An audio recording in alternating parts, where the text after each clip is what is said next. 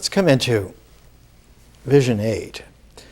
And we're able now to understand that the categorization of learning into subjects diced up experience in the mind so that it could not be naturally integrated, nor could it be available for transformation. It was never so conspicuous in the 1,000 years of the Middle Ages, and they were called at one time the Dark Ages.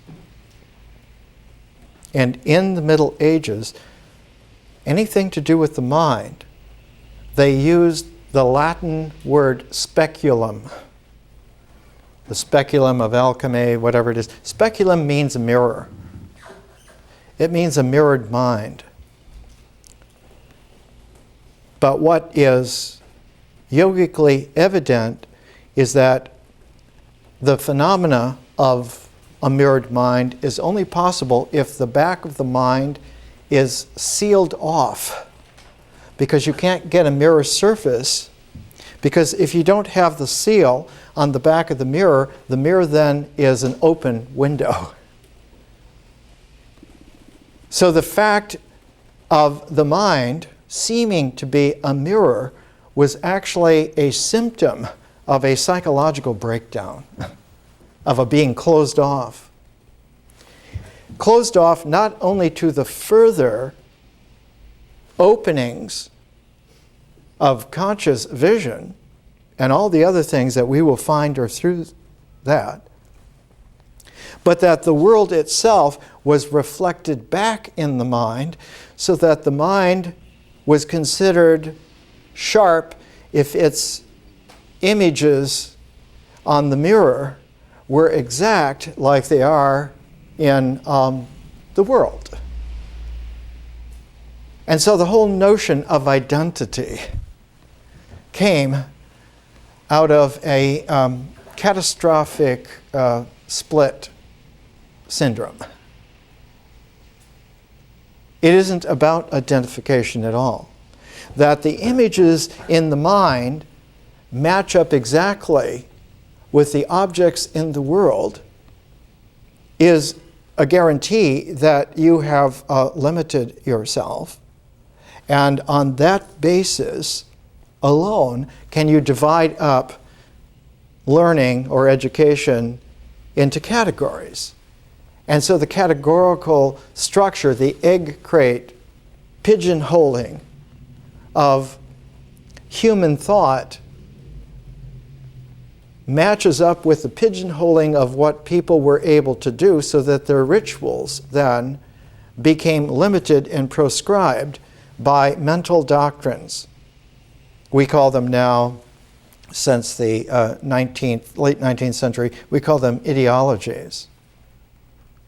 And what functions in an ideology is not ideas, but ideals that are then projected, and these projected ideals do not make vision, they make, in a kind of a mirror-like way, a metaphysics, is what it used to be called. So that the world has its physics and the mind has its metaphysics, and if they match up, well then you're supposed to be all right. You're supposed to be matured. And that entire syndrome is a prescription for disaster, because one can neither be natural nor conscious. One then is sandwiched in so that you have a ritual comportment that you follow, and these are the laws and the ways. Out of that comes the limited experience that is expected to come out of it, and then you have the mind that integrates that in exactly that ideal expected way.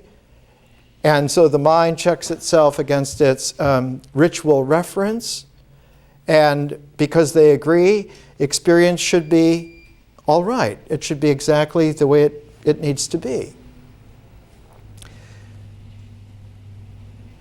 All of this produced a kind of shock in the 1100s, and we've been talking about this, that the break in this was with the women. Because of the Crusades, because of women having to not only stay and mind the castle and the estates, but they had to run them, and they had to raise the children. Progressively, in the 1100s, you find a demand by women to have their own special places that was only the province of men previously. One of the special places in 1100 in England, there were only 3 places in the entire English domain, which include Brittany and so forth, where women could go to meditate. There were only 3 convents available, nunneries. By 1165, there were over 100. And most of them were within just 15, 20 years of that date. It meant that women were now demanding a place in life, in society, where it wasn't so much equality, but it was that we have the right to mature in our own way. This gave rise in the 1100s, the late 1100s, the 12th century, to a literary phenomenon known as romance literature. Romance literature. For the very first time, instead of having these kind of monkish, curtailed little vignettes of biblical stories and things, all of a sudden you had things like the Arthurian romances. In France, the greatest writer of that day, Chrétien de Troyes, wrote in such a powerful way that his stories of the Arthurian concerns with the Holy Grail became one of the greatest themes in literature of the last 1,000 years. You also had women writing for the first time. Now, when we did our myth section, we had, as one of our books that we use as to give us some traction as a base, was by Jessie L. Weston, called From Ritual to Romance. And she found that the roots of the romance literature do not just go back to classical Greek and Roman antiquity, but they go back several thousand years, 2,000 years before that, to Near Eastern or Middle Eastern rituals. That if you're looking for the root sources of what the romance literature of the 11, 12, and 1300s, its roots go back 4,000 years from ritual to romance. And this is an extraordinary thing to be able to tell, but it was new at the time for Jessie L. Weston. It was new when she published her book in 1920, Cambridge University Press. It was fabulous. One of the first indications of how it struck people is that T.S. Eliot, reading her book, wrote his great poem, The Wasteland, based on it. And there were many other materials that came out at the time, especially in the stream of consciousness. Proust's Remembrance of Things Past, à la recherche du temps perdu, Joyce's Ulysses, E.E. Cummings' Stream of Consciousness epic, Amy, E-I-M-I, which is Greek for me, and many other things. In between the Romance period, which we're taking some of the women of that day, Hildegard of Bingen, and a number of other visionary women writers of the 1100s and the early 1200s, and we're pairing that with Schiller, who comes at the end of the 1700s, at the beginning of the 1800s. He died at 46 in 1805. He could have lived for another 30 years at least. But what happens is that in Schiller's day, the response was not one that we would call romance, but something we would call, and has been called ever since, romanticism. It's a different thing. Romantic is not about love in the popular way. Romantic at that time was love in a very heroic, special way. And it was the assumption on the part of men to step out of the given social order. But it wasn't like women of the 1100s stepping out of the medieval social order. It was men at the beginning of the 19th century stepping out of the Enlightenment social order that had based everything on classical Greece. So that the romantic men were heroically trying to break out of the mold of the imitation of the classical Greeks, whereas the 1100s women were trying to break out of the medieval mold and fell into a very interesting, at that time no one knew, they went back 2,000 years before the classical Greeks were extant. So when one comes to the women of the 1100s and the 1200s, you find an echo of something that is at the very root of civilization, something tremendously ancient. And it wasn't until the discovery of the Epic of Inanna, written about 2300 BC. The author is the world's first great writer. Her name was Enneaduanna. Her father was Sargon the Great, who was the big king of kings of the Akkadian Empire, whose trade routes ran all the way from India into Anatolia and finally down into the Mediterranean coast.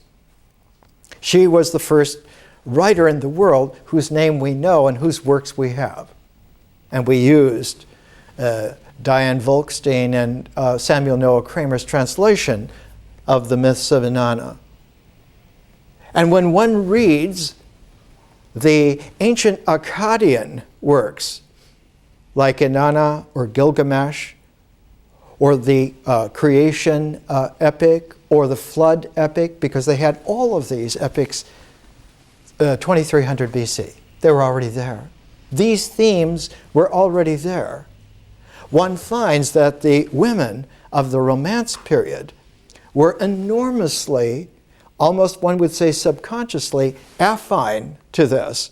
And so they lived the kind of gorgeous lives, again, that one would have lived way back when.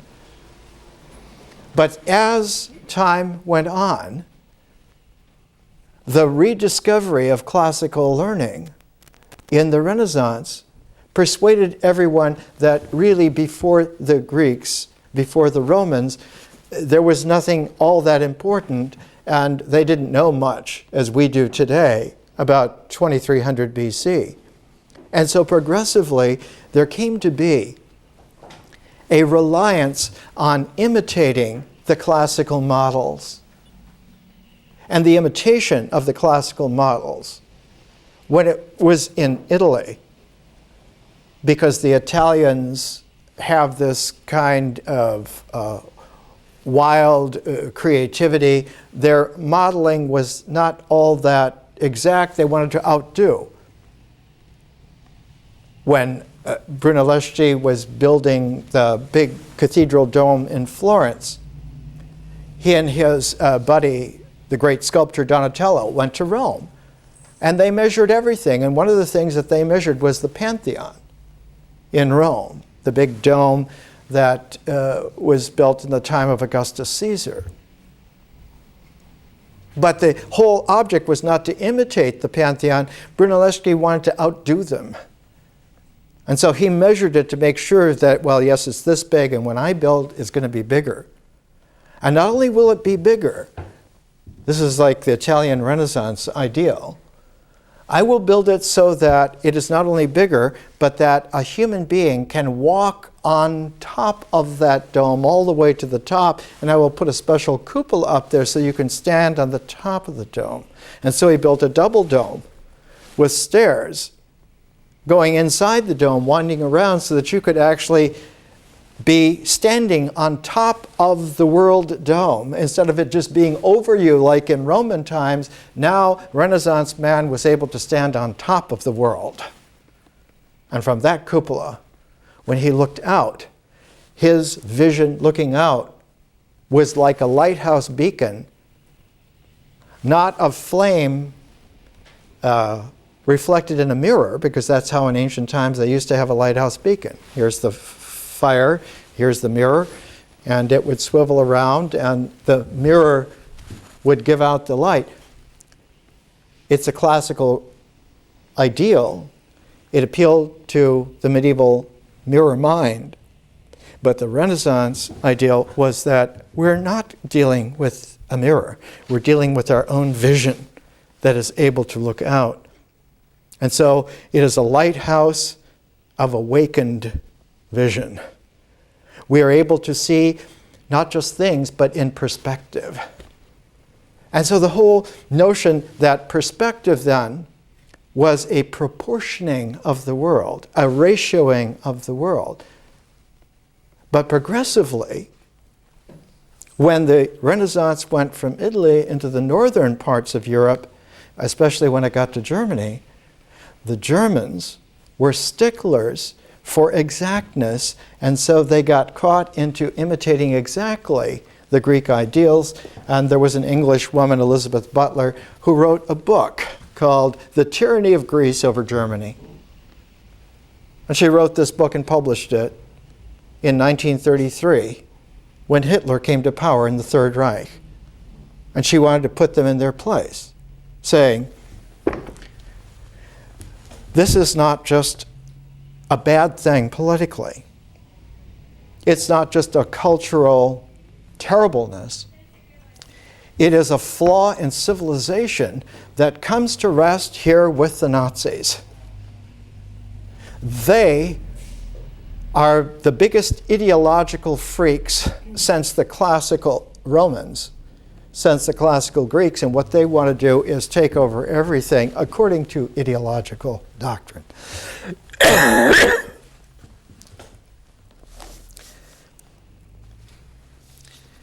It's a situation that was exacerbated at the end of the 1700s, because everything from about 1670 to about 1780, in that 110 years, is called the Enlightenment. And progressively, all of the intellects, all of the powerful individuals sought to hone their imitation of classical ideals, Greek and Roman ideals.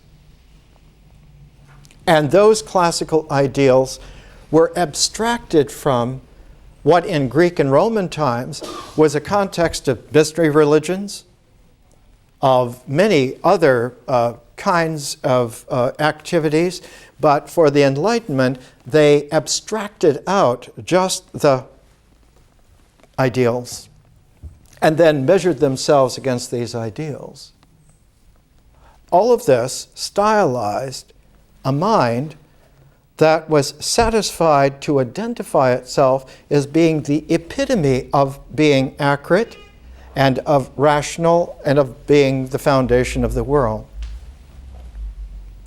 Someone like Schiller challenged that in such a way that it was devastating.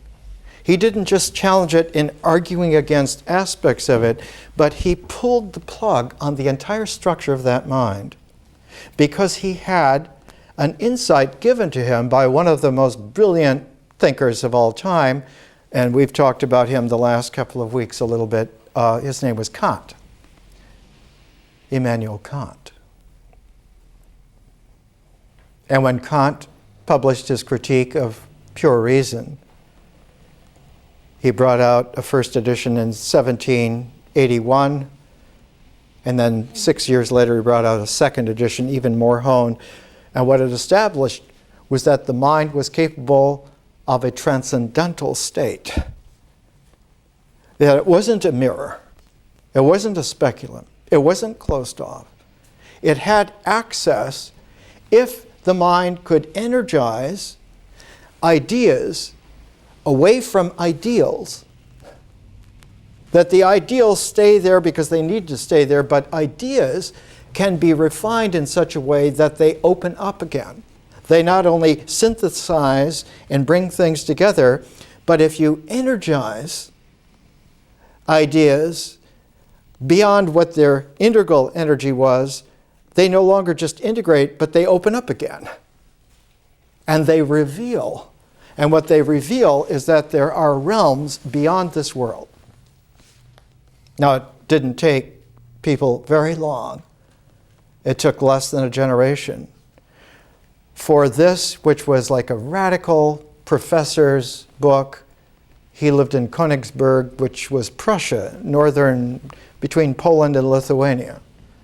Within a very short period of time, everyone was talking about this. As we now understand in retrospect, that whole age was about a transcendentalist revolution. In the United States, the transcendentalists like Emerson and so forth are all kin. They're cousins to Schiller, all derived from Papa Kant, his writings. Because he says, again and again in his writings, we have misunderstood thought. And where it shows up most is in art. We have misunderstood art because the ideal that we were taught in the Enlightenment and supposedly from the Greeks is that you have models that everyone then imitates, and that the models are based together on representations that are founded on accurate associations. And as long as you got your associations right, your representation should be clear. And if those representations are brought together in a mind that mirrors them according to the right model, then you should have a perfect form. Kant said in his work that everything is wrong with every stage of this. Now, this is not the way reason works at all. That reason, ratio, is actually a proportioning that happens, but it happens creatively. It isn't that we follow models where the proportions are already made, but that imagination is creative. And when it brings things together, it plays with the different proportions so that it comes up with, in that creative play, it comes up with new possibilities. Now, it didn't take very long for artists who finally understood this, not philosophically, but artistically. And like an artist like Schiller, he read Kant in 1793, and within a year he was publishing a series of letters in his magazine. In translation, it was called The Dawn, Die Horen, The Dawn.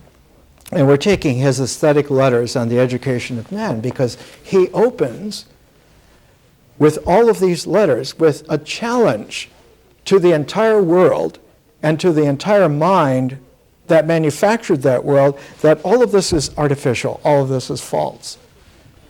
Now, all of this was happening at the same time as the American Revolution, the French Revolution, the beginnings of the Industrial Revolution. But none of those revolutions they were revolutions of circumstance of human beings in the world. the critical transcendental revolution was to change the nature of man permanently. That man no longer was just a child of nature, but that he had equal parentage in the fact of the supernatural. That man related not only to the nature in his parentage, but he related also to the supernatural, which was a context so large that nature itself took place within this transcendental realm. And so that man now related not just to the world, but related to reality. His first allegiance was to be who he was really, and not just who he was according to the medieval guilds where they told you, well, you can work at this and that's it. You can live this way and that's it. You have to believe these doctrines and that's it. You're in this pecking order and that's it. So someone like Schiller was saying, if it is indeed true, if our vision now is a cosmic vision of reality, we have every right to go back and not just reassess who we are and what we believe, but to go back with a creative imagination which works not like Kant said through ideas in the mind, but works through works of art. And that the person was like a work of art. And so if you make the person as a work of art the protagonist, not just in the world, but in the entire cosmos, not to just be comfortable and successful, but to become real, now life is not just a circle of drudgery or success, but it is a permanent adventure requiring a heroic stance. And so one finds, for the first time, men and women within 10 years or so of Schiller's aesthetic letters, you find the sense that we want to have a completely new world. In fact, one of the very first revolutionary, visionary realms that was established was the recutting of the United States in 1800. When Jefferson came into office as the third president in 1800, it's called the Revolution of 1800. He says right away in the first inaugural, what was set up by the Constitution is an Enlightenment state. We don't need an Enlightenment state to follow all those other Enlightenment states that have failed and go to war all the time with each other. We need a state of man that transcends the limitations of all states and doesn't just make us successful and comfortable, but lets us be free to be who we might be, not just who we are, but who we might be. And so one finds a completely different realm. And one finds it very quickly because the French at the time they're not imitators of the United States, but they follow it. The American ambassador to France during the entire Revolutionary War was Benjamin Franklin. He was the lion of Parisian society, not just because he was smart and all courant, but because he was the discoverer of electricity and was considered, next to Newton, as one of the greatest minds of all time. He tamed lightning. Do you get it? He was there until 1785 because he didn't want to leave, because the handling of the situation was not only beneficial to America, it was beneficial to the French. And the reason why he could leave, he wrote his sister, who was one of the most intelligent women of the time, Jane Meacom, and their letters are collected together. And Franklin's sister Jane was like an intellectual prodigy. He said, I am finally able to leave France, to leave Paris, because Mr. Jefferson is coming, and he will take care of everything. And Jefferson was there for 4 years, and he took over the lion's position in Paris. because he was intellectually even more precocious than Franklin. His last meal in Paris was attended by about a dozen Frenchmen. And if you look at the list, they're the who's who of the French Revolution. And in the morning, Jefferson got on the stage for Calais to get the ship to come back. And that morning, the French Revolution broke out. The star of the French Revolution initially was General Lafayette, whom Franklin sent to the Revolutionary War. And when he came back to France, he was the big general in French history and was Jefferson's closest friend.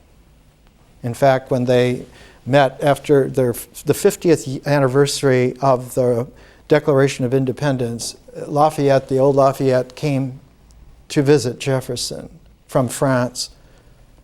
And Jefferson was in his 80s. And when they met, it's reported they said a similar phrase, "Ah, Jefferson, ah, Lafayette," because they had made this new world. And after 50 years, they could see that it was getting very interesting. The French response to the American Revolution of 1800 was Napoleon.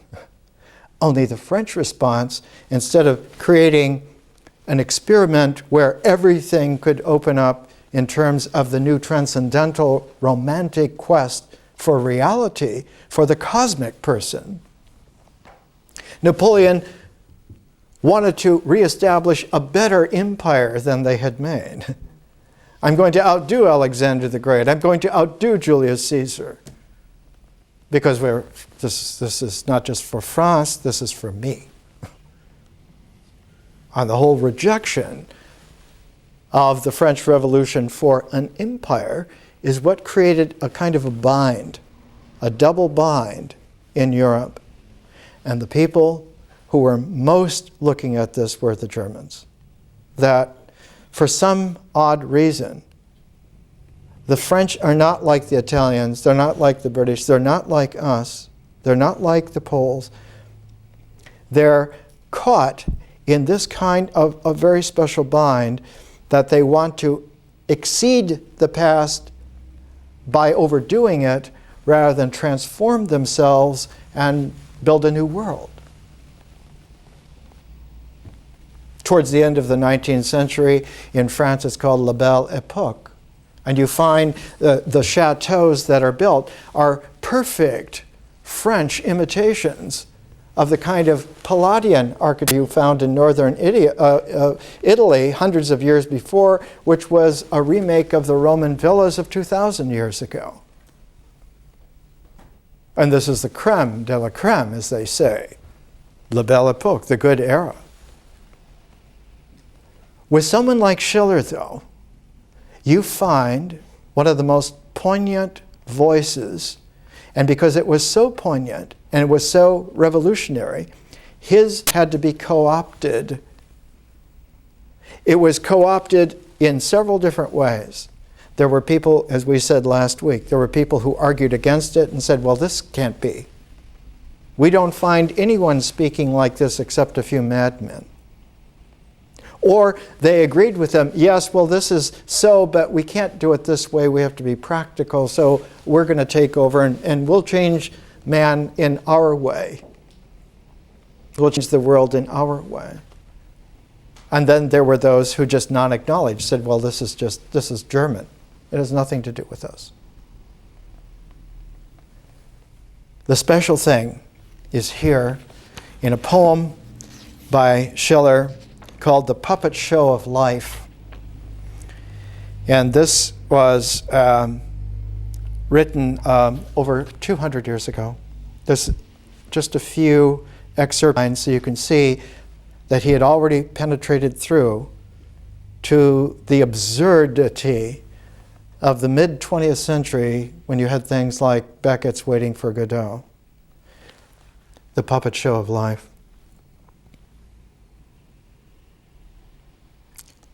Never a moment, if rules can tempt you, Never a moment is the scene empty. Here is the babe in his leading strings. Here is the boy at play. Here's the passionate youth with wings, like a bird's on a stormy day, to and fro, waving here and there, down to the earth and aloft through the air. Now see the man, as fit for combat enter. Where is the peril he fears to adventure? See how the puppets speed on to the race. Each his own fortune pursues in a chase. How many the rivals, how narrow the space, but hurry and scurry, oh meddlesome game. Over 200 years ago.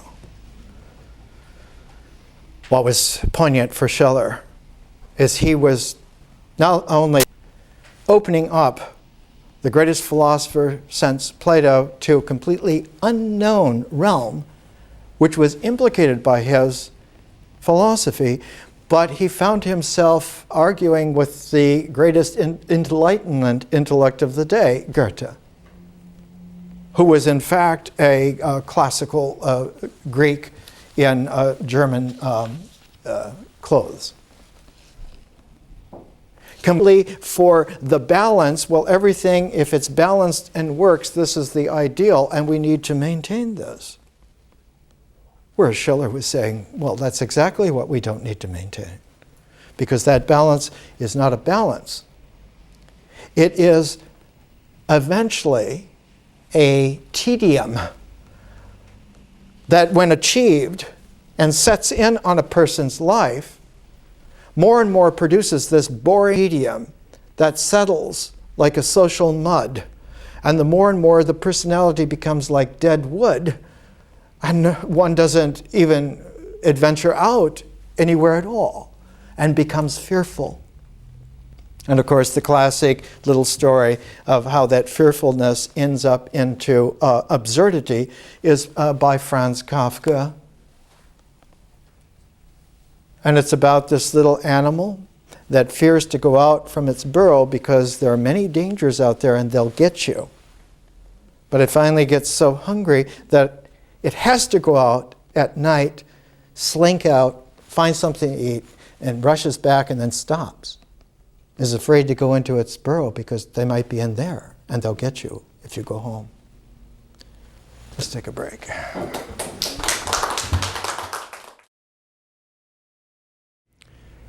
We're looking at vision, and we're looking at vision as a phase of disclosure.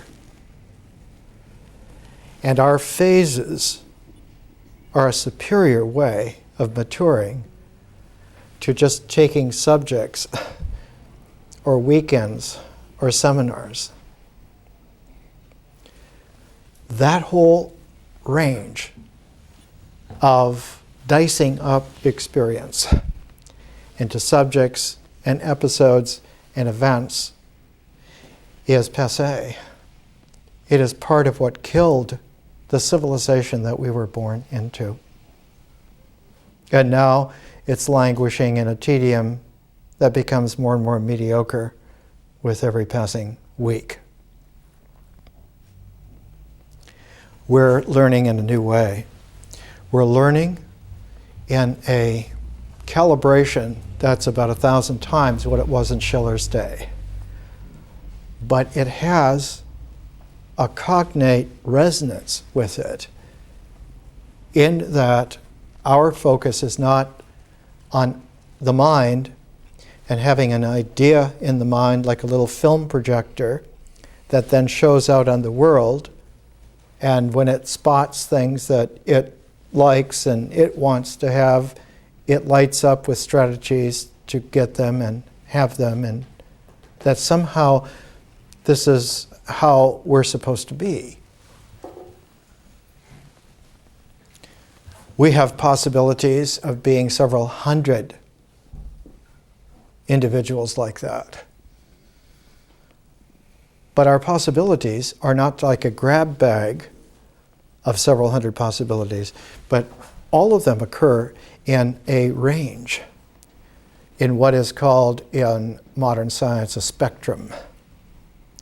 And we have every capacity to be able to go to multiple registries on that spectrum at the same time. To the minds of the past, that was a no-no. Because it was a sign, if you weren't just exactly who you have been identified and agreed to be identified to be, then you were going crazy. Then you were really tempting madness. You're going to have a split personality. The differentially conscious person can be dozens of individualities at the same time, bring them into ratio, have them unique, whatever it is. Our capacities in a star-wide civilization are more than 1,000 times what they were in the revolutionary age 200 years ago. But that revolutionary age of the romantic hero 200 years ago is important to us because it's the first time that we can see men and women in a fairly large number who are ancestors of ours in a very strange kind of a way. They were there at the beginning of what they thought was a new world when it was the beginning of the end of the old world. And in the 20th century, we saw that that old world came stuttering to a halt in war after war after war.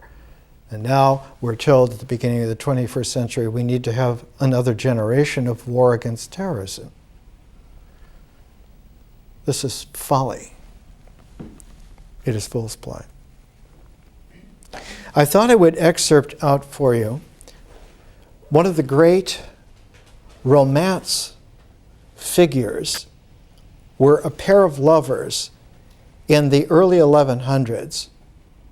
He was the greatest philosopher of the day. His name was Peter Abelard, and she was the most beautiful woman in France of the day. Her name was Heloise.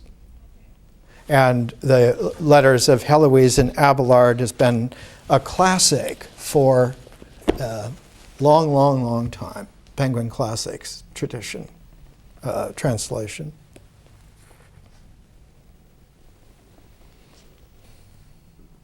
Because it was still new in the 1100s, a romance meeting, a love between a man and a woman that's on the basis of a romance, of a fabulous romance, was looked upon as a no-no. No one arranged it for them so that it was going to be legitimate. They took it upon themselves to love each other. He was hired to be her special tutor because her uncle was one of the richest local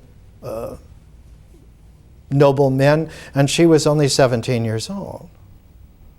But she proved to be his best student, not only because she was intellectually very sharp, but because she was personally brilliant. And they fell in love. They had a child together. And they actually got married. But the marriage, the love, was all a romance and was not approved by the still lingering medieval society on many levels. So the Count had a gang of ruffians break into his room and castrate him.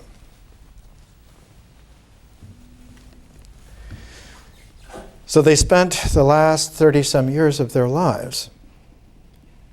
He was exiled to just being a philosophy professor at the University of Paris. He was the most famous professor of the day. And she was put into a nunnery. She was put into a paradoxical nunnery. It was called the Paraclete. The Paraclete is the Holy Spirit. And the convent of the Paraclete was actually built years before by Abelard in an earlier episode of exile. in the province of Champagne in France. He built this place and it slowly grew because of its excellence. And when Heloise was banished to this, never to be a part of the world again, never to see Abelard again. So the only way that they could communicate was by letters. So that the Romance period in the early 1100s discloses that two human beings by letters can recover something beyond the assigned values that the culture limits you to. And so letters, all the way to Schiller's letters, become a medium of personal exchange, of personal communication. What one would say in person, one can put it into a letter. And the letters between the two of them were fabulous. Critics all through the centuries have tried to eat away at them and say, well, they couldn't be by them. No woman of that time could be that intelligent. Abelard must have made all this up. It couldn't have been true. It must have been fictive. It must have been some program of self-aggrandizement. And so what are beautiful letters have been picked at for centuries. But not only the letters, the bodies themselves.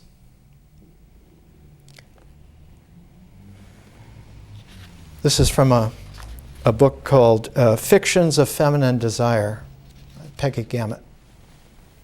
Peter Abelard died on April 21st, 1142, at the Abbey of Cluny. Cluny was the famous abbey for the beginnings of art at this time. His body was clandestinely transferred several months later for burial at the Paraclete, the monastery he had founded and that Heloise administered until her own death, May 16th, 1164. This is actually not the case. Abelard wrote a communication to her saying, the priests and monks are going to carry my body in the funeral procession across France to be interred here at Cluny. I want you and your nuns to rush out when my casket comes by and claim the body and take it in. Don't let me be buried by them. Don't let my body fall into the hands after death of what has killed us during our life. And what she did, and she wrote a very famous, very learned letter to one of the very important, Peter the Venerable, who represented her in a case to the Pope, saying that he had approved this, that she had a right to take the body, it wasn't theft. And actually he was buried at the Paraclete by her. And for 22 years, she still lived. And the Paraclete, because of her humanity, her insight, her intelligence, became one of the top convents. Not just a convent as a retreat from the world, but a place where women began to refine themselves ever more. And you began to have a whole population of quite literate women who would write not only letters, but poems, music, dramas, philosophy even. And you began to get what was almost like an underground literature. And when the men, the younger men, began to understand that these were different kinds of women. These are not the barmaids or the peasant girls. These are amazingly scintillating human beings. They are really interesting. One's relationship here is on a scale of like the romances that were starting to come out. They're extraordinary. And so one began to have the kinds of poems that eventually became the troubadours. And there were female troubadours as well as men troubadours.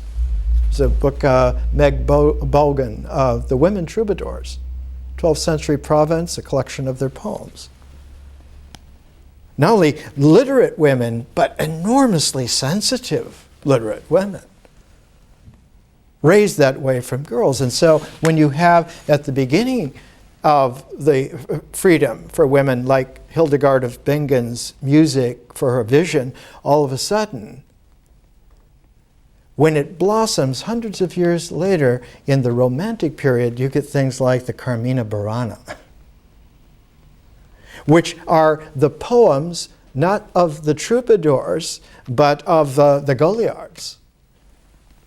The troubadours were singers who would go from province to province and town to town and would settle and teach for a while and be there for a while. But the Goliards were like Dharma bums. They were constantly on the road. They never stayed in any place much more than a night. The Goliad Poets, when their manuscript was discovered in the 19th century, in the Romantic period, they took these 1100s poems and Karl Orff put them to music. In fact, he put 3 groups to music: Carmina Catulli and Carmina Burana and the Trionfante. But look at what happened to Eloise and Abelard's bodies. She was buried beside Abelard, probably in the same crypt. And they were together, and then they were dug up in 1497. Their remains were removed, and they were put into the main sanctuary of a monastery. And then the next exhumation came in 1621. They were dug up again, but placed once again, the coffins in the same crypt,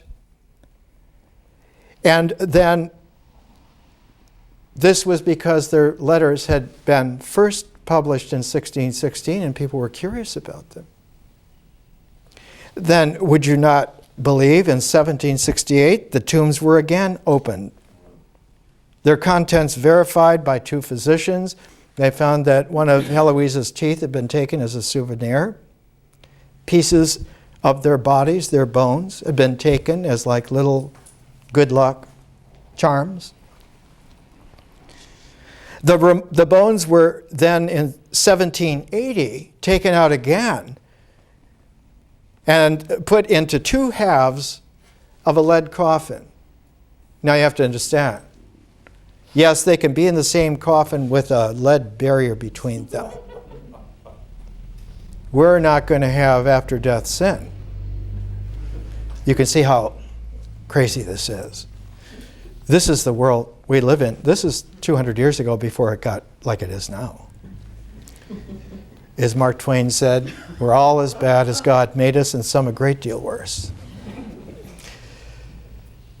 A witness at this exhumation noticed that Abelard's skeleton was badly disintegrated, while Eloise's had been pillaged.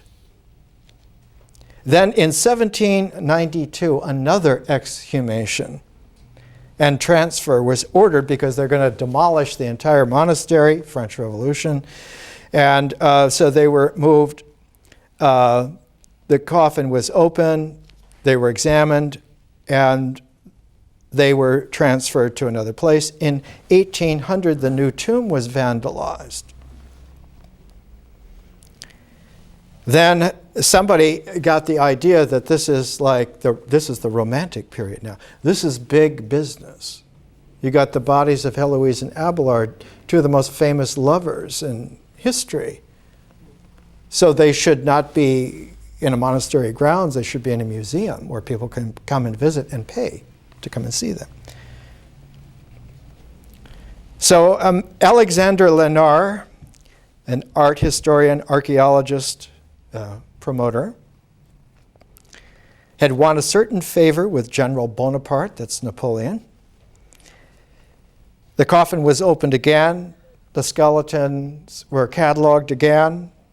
The unsealed coffin was in Lenard's personal possession for several years, while he would take bits from their bodies and hawk these. They'd bring a fabulous price. Wouldn't you like to have a knuckle joint from Heloise? Do you understand how sick the whole thing gets. This is 200 years ago yet. Finally, Leonard, who had freely extracted souvenirs from his treasures, distributed among his friends, mostly Ceylon women. By 1807, the remains, a word now even more than appropriate, had become ready again, a pretext for another pilgrimage. But romantic Parisians now had to travel no further than the Rue des Petits Augustins, where Leonard had finally opened his museum. So now you could go to the museum in Paris and you could see them almost any time for a fee. Finally, a royal order of 1816 appropriated the buildings of Leonard's museum, and he had to find a new home for his monuments. The coveted bones were taken out of the sarcophagus, placed again in separate coffins, and solemnly transferred to Père Lachaise Cemetery and buried separately. Why?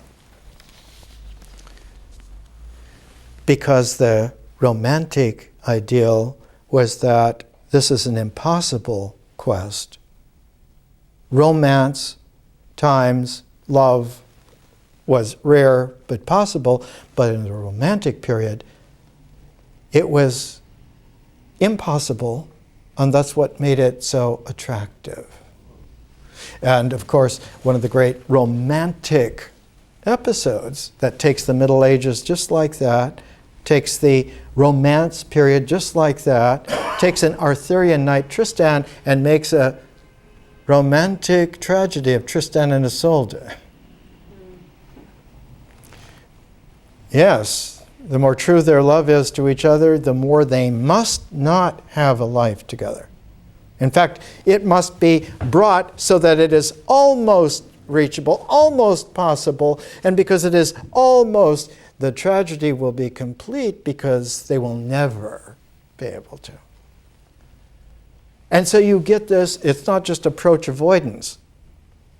It is truly a kind of madness, not the madness of genius or poets, which is a fine madness, but the madness of a projected mental ideal, doctrinized, and then made to co-opt everything, not only in the present, but all the past and all the future as well.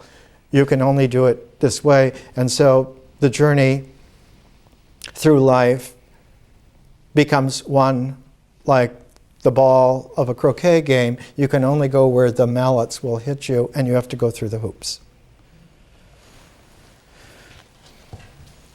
We're looking at the way in which a whole broad swath of life has been envisioned, and then how the vision curdles because it cannot go through the mind in any kind of a transformative way, rarely does it, because if the energies of experience go through an open mind, they naturally transform into consciousness. And consciousness itself is like a magical, it's like fairy dust. Every place it touches, it changes. So that instead of just getting the chemistry of things, you get an alchemy, where the chemistry can be quite exotic. Instead of just an astrology of something which is predictable, you get an astronomy where the universe keeps opening and opening and opening. There are not only planets that one never saw and stars that one never saw, but there are whole island universes. And the first one to ever envision galaxies as being island universes was Kant about 250 years ago. But the first time that it was ever seen actually was in the late 1920s here in Los Angeles at Mount Wilson. Edmund Hubble, for whom the Hubble telescope is named. He's the first one to show, yes, all the stars that we see. Not only hundreds of millions of them, but hundreds of billions of them are just one island in a universe so vast that there are billions of these galactic islands. everywhere as far as we can see. The scales of vision by 2005 are not only large or huge or exotically immense, but they're growing. And as they grow, they leave the swirls and whirlpools of complexity that are becoming almost impossible not to get caught into those vortexes. Any subject that you go into now has so much filigree and detail that you could spend the rest of your life and rarely study anything else except just this.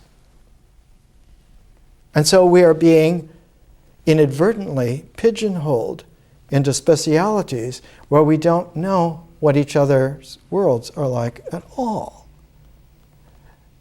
And are increasingly having no opportunity, no way to get outside of our coffins of circumstance.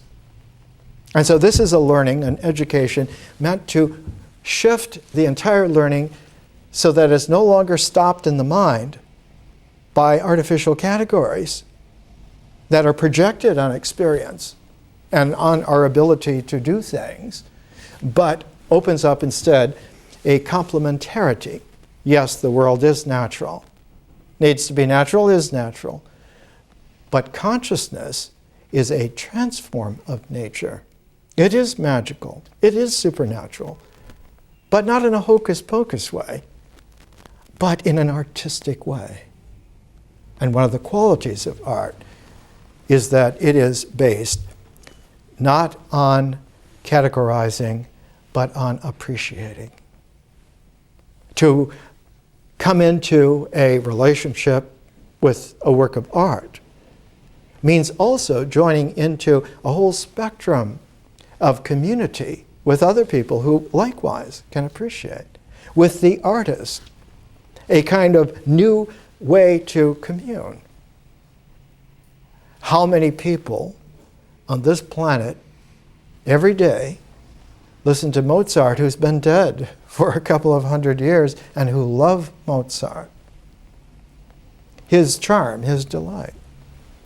How many people are able to enjoy Wagner's Tristan and Isolde in many different productions and so forth? So that the way in which we're learning here has a great advantage over the past. But not only is it by phases, but that the phases have a syncopation. And that their syncopation is that a phase of process is always followed by a phase of form. The phase of form emerges from the previous one. So that all processes are vital. They're all alive in the sense that they can have children. And the forms of the next phase are emergent out of that previous phase. The first phase we saw is nature, and that nature is a process. And the forms that emerge out of nature are existence. Existential forms that have actions that establish their objectivity. Selected actions on every level, organic and inorganic. If you follow a certain sequence, you will get this result, either in the chemistry of minerals or of metals, or the DNA of organic materials.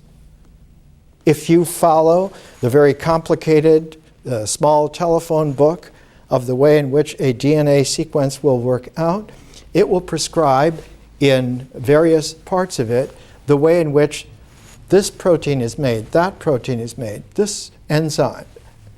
And that all of these work together, not staying in a line, but that the linearity of the ritual folds itself in very specific angles. And that when the objectivity is based on the ritual sequence and folded with the specificity of the different anglings, one then gets the actual molecule. Here's this protein, here's that protein, here's this enzyme. And they in turn begin to elicit the way in which tissue builds and bones and so forth. So our learning by phases is an alternation of process and form. But we learn that this pairedness has a set quality to it, where that first primordial pair of nature and existence are in fact paired with the next pair, which is experience and thought. Symbols, symbolic thought, is definitely objective forms, but they don't come out of nature, they come out of experience. Out of that mythic realm of feeling, of images, of language, and that as that continues in its process, it builds and accumulates so that experience now acquires a depth of something that can come into the mind, into symbolic thought, and acquire the form of meaning. But not only of meaning. The meaning comes because of language. But the images that are there in experience, when they come into the symbolic mind, they acquire the form of the imagination. And when feelings come into symbolic thought, one gets the tone of a heart, heartfulness. Feeling in experience becomes the idea of heartfulness. Images in experience become the imagination. Oral language in experience becomes formed as the ideas that now can be written language. Now one can have characters, alphabets, a written language. What we're looking at is that vision. Visionary consciousness is a third process, but it is not so much parallel to the way nature and experience are parallel. Nature and experience can go together so that one's experience can be participatory in nature.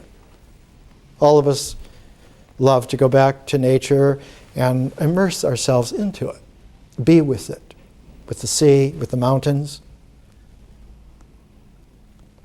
But consciousness flows a different way. Instead of flowing in a parallel where it integrates, consciousness does not integrate, it differentiates. And so it has a complementarity function, but not parallel. And when its complementarity comes into play, and it flows in those two processes, it flows in such a way that those processes weave together so that their resultant is a whole different field. A very complex field comes out of it. So that nature that has been transformed by vision is now a magical nature. It's a supernatural nature. Anything is possible. And it's not like a hocus pocus thing. It's like one of the great examples of an organic alchemist of all time was right here in California, in Santa Rosa. His name was Luther Burbank. And he experimented with plants. And he found that by looking at the way in which plants grow and their cycles, he could make changes in them, make new ratios, new kinds of plants. And so Luther Burbank made several thousand new kinds of organic plants that had never been seen before. One of his grand ideas, he realized that most of the western United States was all desert, and about the only thing you could grow here was cactuses. So he made a kind of cactus that had no spikes, no spines, so that it could be eaten by cattle, so that you could have pastures in the desert by having the cattle eat spineless cactus. Do you understand? It's not about being unnatural. It's about transforming nature so that it is even more spectacular than it was. But the most spectacular thing that comes out is not spineless cactus, but the artistic person who is now an objective spirit. Absolutely real. But real in a complementarity way, so that when the spiritual person comes into contact with the mind, it changes the mind, transforms the mind. the mind doesn't stand a chance. The spiritual person is so much more superior that you can hardly even compare them. And also, when the spiritual person objectively comes into play in existence, all the rituals are available for transform. Yes, you can do it this way and get that result, but look here, you can get that result and even better if you make these variants and you do it this way. And in fact, here's 500 ways that we could do it. We could experiment and we could have all sorts of interesting things instead of just all doing the same lockstep, like the goose-stepping soldiers of the Nazis. Let's all walk in a very special way, all our own, so that we have a wonderful way of sauntering through life and make it really interesting. There's no tedium here at all. But as we'll see, just like the process of nature has its parallel with experience, consciousness will have its own parallel with another, a fourth process, and that fourth process is history. And every time you bring something else into play like this, you increase the dimensions of the universe. In nature, there are only 4 dimensions: time and space. But consciousness is a 5th dimension. And when you have a conscious universe, it's now 5-dimensional. It isn't limited to the way in which time-space has its limits of process and form. It is now open to an unlimited spectrum of possibilities.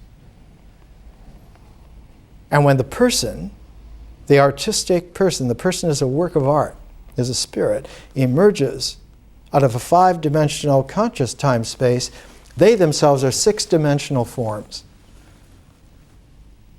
So somebody who's just a superior 4-dimensional mentality trying to order around a 6-dimensional artistic spirit is rather absurd.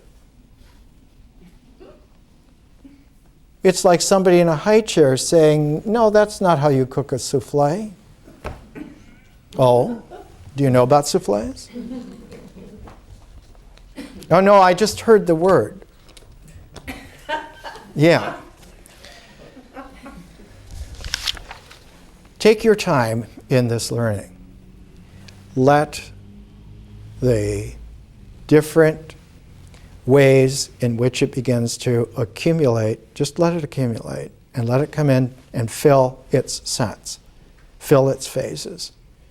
One of the ways in which reality works is that when you have a real set with all the resonances in that harmonic, that set naturally engenders the possibility of a new next set spontaneously. That's the way the creative universe works. And as soon as you have filled one of the phases of this the next phase is not only natural, but it's supernaturally right. You couldn't imagine it being more right than what it turns out to be. Because what happens with the imagination from the mind, when it goes from the form of symbols into the flow of consciousness, it becomes creative imagination as a part of that flow. It's no longer a form, but is now a flow quality. And it gets there because it exchanges with a flow quality that is supernaturally natural to consciousness, and that is memory. And so memory comes from consciousness into the mind, and there becomes the memory. Now, the symbolic mind, symbolic thought, is capable not only of the imagination, but capable of exercising the memory as a form as well. The natural ecology is built on pragmatism, action, karma, causality. That's the way it works, and it happens that way. But the conscious ecology is not pragmatic, but prismatic. It's based upon the prism, the lensing, opening the entire spectrum. And that spectrum is open. It's infinite. It's not infinite on both ends. It's zero on one end and infinite on the other. And when one masters the way in which symbolic thought works, it moved from the zero mysteriousness of nature to the oneness of existence. So its calibration is from 0 to 1, whereas consciousness's calibration is 0 to infinity.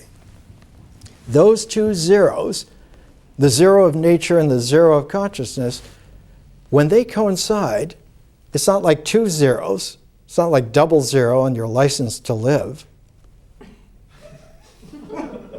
Oh, 00. What kind of creative gun are you carrying? Those two zeros coincide perfectly, so that there's no way to make two zeros out of zeroness. You can use any divisor you want with zero. It's still exactly that. This in Zen is called no mind. It's not that you don't have a mind, but it's that this mind is now perfected in that it can return either to nature or to consciousness instantly together. And when that is there, now you have the true trigger of freedom. Because once that is in place, you have a pivot that can never be taken away from you. Who is there to take the pivot of complete emptiness away from you?